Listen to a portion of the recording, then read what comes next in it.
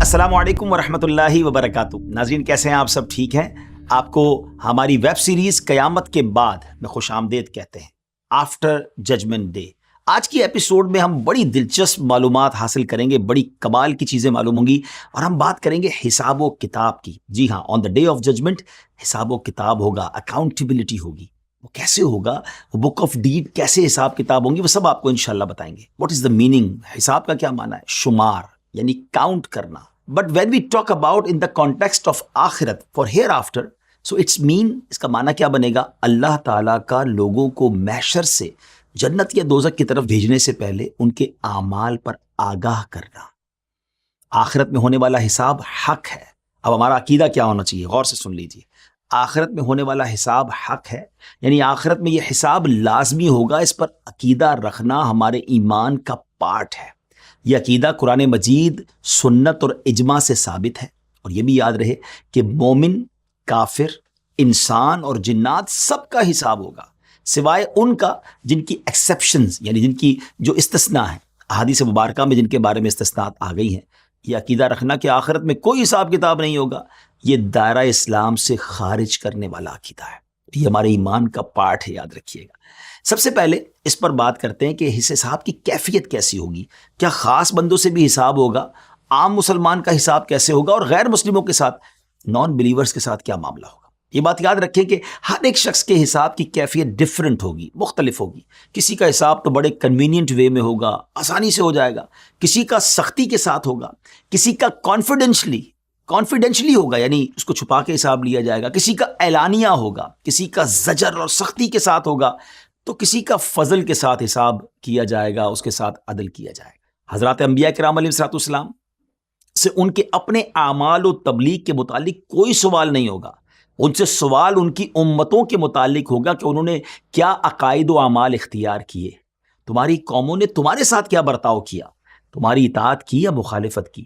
ان انبیاء کی شان تو بہت بلند و بالا ہے. ان کے بعض خادموں کا بھی حساب و کتاب نہیں ہوگا. سبحان اللہ. قیامت پہ حساب کفار کا بھی ہوگا اور عام مومنین کا بھی ہوگا. مومنوں میں گناہ گاروں کا بھی حساب ہوگا، صالحین کا بھی ہوگا، غافلین کا بھی ہوگا، واصلین کا بھی ہوگا. مگر حساب کے انداز میں فرق ہوگا، ڈفرینٹ طریقے سے. یہ سمجھے کہ ان کا الگ الگ پروٹوکول ہوگا. کفار کا حساب انہیں رسوا کرنے کے لیے ہوگا، مومنوں کا حساب ان کی عزت بڑھانے کے لیے ہوگا. دیکھیں نا، کسی کی رپورٹ اناؤنس ہو، اس کو پتا ہے کہ میرے بہت شاندار نمبر ہیں اور میں جناب بڑے اچھے نمبروں سے پاس ہوا ہوں یا میں پوزیشن ہولڈر ہوں، تو وہ چاہتا ہے میری رپورٹ کا اناؤنسمنٹ ہو. تو کیا خوبصورت جملہ ہم نے سنا کہ مومنوں کا حساب ان کی عزت بڑھانے کے لیے ہوگا. اس لیے مومنوں کے گناہوں کا حساب خفیہ ہوگا اور نیکیوں کا حساب اعلانیہ ہوگا. کفار کے منہ کالے ہوں گے اور مومنوں کے چہرے روشن ہوں گے. کیا شان ہے میرے رب کی. ناظرین، یہ حساب و کتاب ایسا ہے کہ اس پر گواہ بھی پیش ہوں گے، اور وہ گواہ اعمال لکھنے والے فرشتے ہیں، وہ اینجلز جو ہمارے ساتھ ہوتے ہیں اور ہمارے اعمال لکھتے ہیں. اللہ تعالیٰ آخر میں خود بھی بندوں کو ان کے اعمال بتائے گا کہ تم نے یہ کیا تھا. میدان محشر کے حساب اور قبر کے سوالوں میں فرق ہے. قبر میں صرف 3 سوال ہوں گے، مگر حشر میں جیسا بندہ ویسا اس کا حساب. اللہ کریم ہم سب کو بے حساب بخش دے.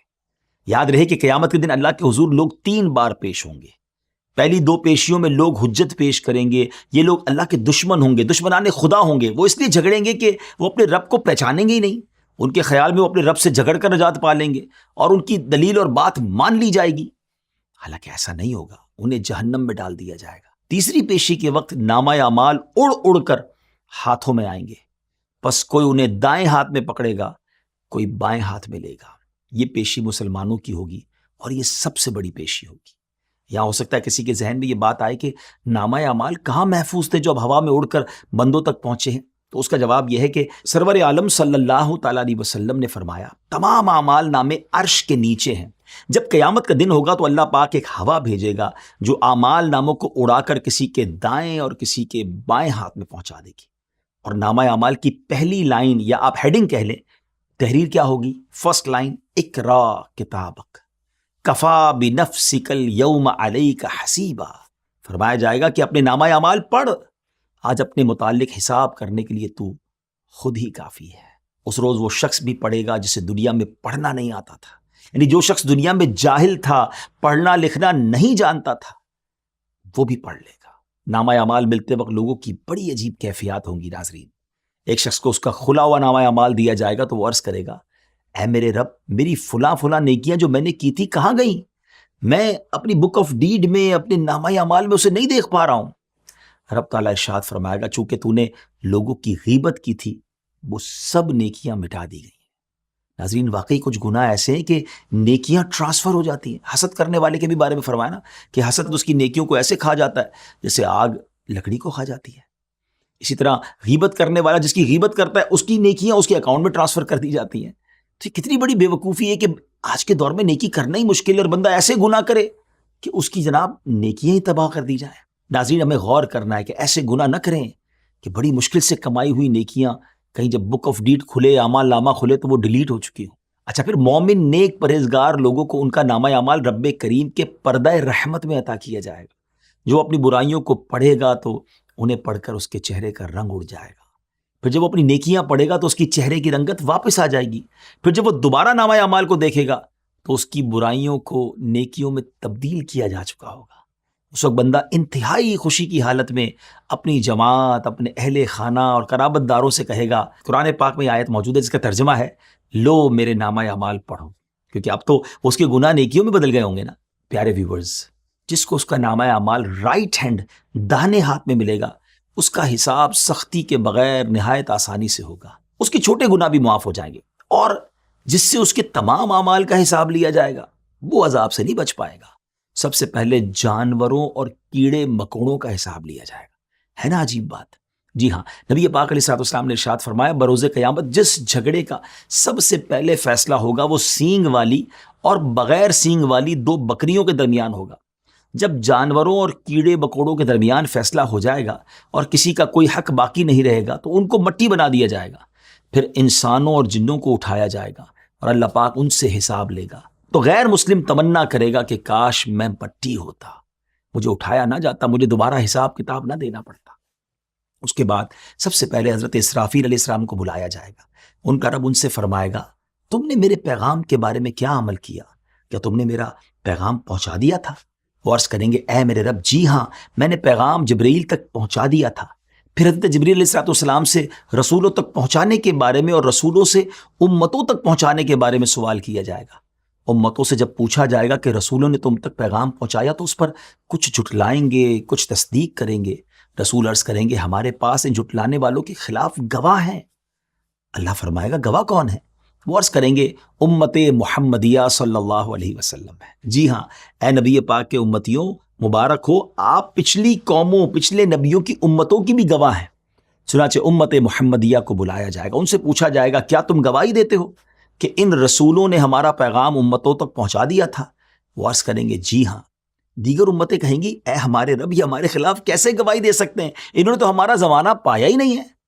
تو اللہ پاک جاننے کے باوجود پھر امت محمدیہ سے سوال فرمائے گا، ان کے خلاف تم کیسے گواہی دے رہے ہو حالانکہ تم نے تو ان کا زمانہ پایا ہی نہیں؟ تو وہ عرض کریں گے، اے ہمارے رب، تو نے ہماری طرف اپنا رسول بھیجا اور تو نے ہم پر ایک کتاب اتاری اور تو نے اس میں بیان فرمایا کہ انبیاء کرام نے تیرے احکام کی تبلیغ کر دی تھی، بس ہم تو اس کے مطابق گواہی دے رہے ہیں جس کا تو نے ہم سے بیان فرمایا ہے۔ سبحان اللہ، سورہ یاسین میں آتا ہے کہ اس دن اللہ پاک کفار اور مجرمین کے منہ پر مہر لگا دے گا اور ان کے باڈی پارٹس گواہی دیں گے کہ ان کے ذریعے کیا کیا برے کام کیے جاتے تھے۔ اس طرح نیک مسلمانوں کے باڈی پارٹس ان کی نیکیوں کو بیان کریں گے۔ ناظرین، یہاں دو باتیں سمجھنی ہیں۔ سبحان اللہ، قرآن کے ذریعے ہمیں پچھلی قوموں کے احوال اور پچھلی قوموں کے پرابلمز بھی بیان کر دیے گئے، لیکن ایک اور کمال کی بات علماء یہ فرماتے ہیں کہ ہم آخری قوم ہیں نا، ہمارے بعد تو کسی امت نے نہیں آنا، تو ہم پچھلی قوموں کے تو گواہ ہیں، ہمارے عیبوں پر کوئی گواہ نہیں ہے۔ اللہ نے کیسے ہمارے عیبوں پر پردہ ڈالا ہے، تو انشاءاللہ محشر کے دن بھی وہ کریم کرم فرمائے گا، ہمارے عیبوں پر پردہ ڈال دے گا۔ اور آپ نے یہ بھی سنا کہ باڈی پارٹس، جی ہاں، یہ قرآن میں ہے نا، سورہ یاسین پڑھیں آپ کہ باڈی پارٹس گواہی دیں گے۔ تو اب ذرا غور کیجئے کہ بعض اوقات انسان دروازہ بند کر دیتا ہے، کسی ایسی جگہ چلا جاتا ہے جہاں کوئی دیکھنے والا نہیں ہوتا، کہ اب کس کو پتا ہے؟ اینجلز، حساب کتاب لکھنے والے فرشتے ہمارے ساتھ ہی ہیں، وہ اعمال لکھ رہے ہیں، تو وہ بھی گواہ ہیں، ہمارے باڈی پارٹس بھی گواہ ہیں۔ اللہ کرے کہ ہمیں یہ بات سمجھ آ جائے۔ آگے چلتے ہیں، حساب محشر میں کن کن چیزوں کے بارے میں سوال ہوگا؟ دیٹ از امیزنگ بات۔ اس حوالے سے اللہ پاک قرآن مجید میں فرماتا ہے ثم لتسألن یومئذ عن النعیم، پھر بے شک ضرور اس دن تم سے نعمتوں کے متعلق پوچھا جائے گا۔ مفسرین کرام اس آیت مبارکہ کے تحت فرماتے ہیں کہ قیامت کے دن ہر نعمت کے بارے میں سوال ہوگا، چاہے وہ نعمت جسمانی ہو یا روحانی، ضرورت کی ہو یا عیش و راحت کی، حتیٰ کہ ٹھنڈے پانی، درخت کے سائے اور سکون والی نیند کے بارے میں بھی سوال ہوگا۔ جسم کے ایک ایک حصے سے کوسچن ہوگا، ہاتھ، ناک، کان، آنکھیں، ایک ایک مسام، ہر چیز رب کے آگے جواب دہ ہوگی۔ دنیا کی ہر لذت کے بارے میں پوچھا جائے گا۔ پیارے ویورز، آج ہم عزت کے بڑے خواہش مند ہوتے ہیں کہ ہمیں عزت حاصل ہو، سب ہماری رسپیکٹ کریں، تو یاد رکھیں عزت کے بارے میں بھی بروز قیامت سوال ہوگا، پوچھا جائے گا کہ عزت کا ناجائز فائدہ تو نہیں اٹھایا، غلط جگہ یا کسی غلط مقصد کو حاصل کرنے کے لیے تو عزت استعمال نہیں کی۔ بندہ جو بھی قدم رکھتا ہے اس کے بارے میں پوچھا جائے گا کہ اس قدم سے تمہارا ارادہ کیا تھا؟ Where were you going and why were you going؟ لوگوں کے سامنے خطاب کرنے والے، اسپیچز دینے والے اسپیکرز کو بھی احتیاط کا دامن نہیں چھوڑنا چاہیے، کیونکہ ان کے منہ سے نکلنے والے ایک ایک لفظ کے بارے میں سوال ہوگا۔ سب سے پہلا سوال قیامت کے دن بندے سے اس کی نماز کے بارے میں پوچھا جائے گا، تو قبول ہو گئی تو پھر باقی اعمال دیکھے جائیں گے، اور اگر نماز قبول نہ ہوئی تو پھر اس کے کسی عمل کو دیکھا تک نہیں جائے گا۔ اب وہ لوگ جو نماز پڑھتے نہیں ہیں، غور کر لیجئے، پہلا question on the day of judgement, جب حساب شروع ہوگا تو نماز کی بات ہوگی۔ اتنا امپورٹنٹ ہے نماز پڑھنا۔ رسول پاک علیہ الصلوۃ والسلام حضرت ابوبکر صدیق رضی اللہ تعالیٰ عنہ اور حضرت عمر رضی اللہ تعالیٰ عنہ کے ساتھ ایک انصاری صحابی کے باغ میں تشریف لے گئے اور اس سے فرمایا ہمیں تازہ کھجوریں کھلاؤ۔ باغ کا جو مالک تھا وہ کھجوروں کے خوشے لا کر اس نے پیش کر دیے۔ آپ اور صحابہ کرام نے اس میں سے کھایا، پھر آپ نے ٹھنڈا پانی منگوا کر پیا اور ارشاد فرمایا تم سے اس کھانے اور پینے کے بارے میں بروز قیامت ضرور سوال ہوگا۔ صحابہ کرام نے عرض کی یا رسول اللہ صلی اللہ تعالیٰ علیہ وسلم، قیامت کے دن ہم سے اس کے بارے میں بھی سوال ہوگا؟ ارشاد فرمایا ہاں، سوائے 3 چیزوں کے، وہ کپڑا جس کے ذریعے بندہ پردے کے مقام کو چھپائے، روٹی کا ٹکڑا جس سے بندہ اپنی بھوک دور کرے، اور وہ کھو یعنی وہ ضرورت کا گھر جس میں داخل ہو کر وہ سردی گرمی سے بچ سکے۔ قیامت کے دن سب سے سخت حساب صحت مند فارغ شخص کا ہوگا۔ اس طرح جس شخص کا مال زیادہ ہوگا اس کا حساب بھی اتنا ہی زیادہ ہوگا۔ یہ غور کرنا ہے بات۔ ناظرین، میں ایک روایت سناتا ہوں آپ کو۔ یہاں بہت سارے لوگ ایسے سن رہے ہوں گے مجھے، جو بیچارے جن کے پاس مال کم ہوتا ہے یا بعض اوقات دنیا کی نعمتیں کم ہوتی ہیں تو افسردہ ہو جاتے ہیں، شکوے کر رہے ہوتے ہیں۔ وہ روایت کا مضمون یہ ہے کہ جو اللہ کے تھوڑے دیے پر راضی ہو جاتا ہے، اللہ بھی اس کے تھوڑے عمل پر راضی ہو جائے گا۔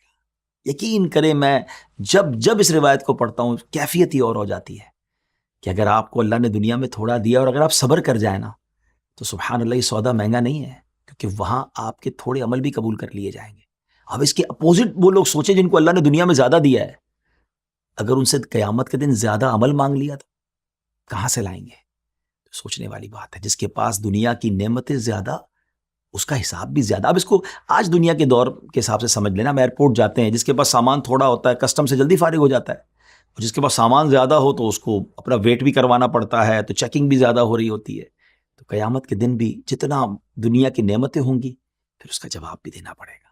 ویورز، ہمارے یہاں آج ایک ٹرینڈ بن چکا ہے کہ اپنے کام سے کام رکھو، کسی کو کچھ نہیں کہنا، کوئی گناہ ہو رہا ہے، غلط کام ہو رہا ہے، چاہے جو بھی ہو رہا ہے ہونے دو، کسی پر ظلم ہو رہا ہے، زیادتی ہو رہی ہے، خاموش رہو، اپنے تعلقات کیوں خراب کرنے ہیں؟ حالانکہ چاہیں تو روک سکتے ہیں، بول سکتے ہیں، مگر نہیں۔